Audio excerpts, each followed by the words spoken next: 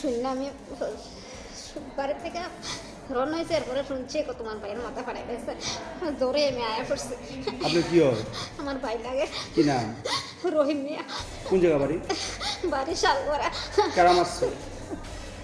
আমি তো না আসলাম না, ভোর 6টার দিকে মনে হয় এরকম হয়েছে। মানে কি শুনছেন, কি কারণে মারছে, কি শুনছেন? শুনছি তারা মানে আয় তুলেছিল, এরপরে তারা মানে ফিটাফিটি আরম্ভ করছে। কোথায় তুলেছিল? ভোট দিত? ভোট দিতে আয় তুলেছিল মনে হয়, আমি তো বাড়িতে আমি করতে পারি না। তো ভোট দিতে পারছেনি? ভোট তো আগে তো ফিটাফিটি। ভোট দেওয়ার আগে ফিরছে? কোন জায়গায় বাড়ি আপনার ভাইয়ের? শালগড়া। আমি কোন পার্টির সমর্থক? কোন পার্টির সমর্থক উনি? আপনার বাইরে যে মারছে? বাইরে কোন পার্টি মারছে এটা তো করতে পারি না। আপনার ভাইয়ের কোন পার্টির সমর্থক? আমার ভাই কংগ্রেস পার্টির সমর্থক। এখন হাসপাতালকে নিয়ে এসেছি। হাসপাতাল আরো লোক আছে, হ্যাঁ ওষুধের লেগে গেছে। ফায়ার সার্ভিস নিয়েছে নাকি?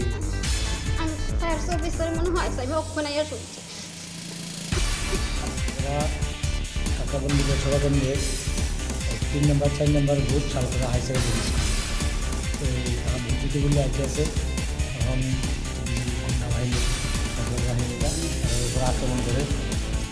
আমি তোমার ভূমি 4 নম্বরের ভোটার, সিরিয়াস অবস্থা হয়ে গেছে। আরও একজন আছে রফিকুল ইসলাম, তারা দুজন অবস্থা খুব খারাপ এবং সবচেয়ে বেশি সিরিয়াস অমিত কুমার ভূমি।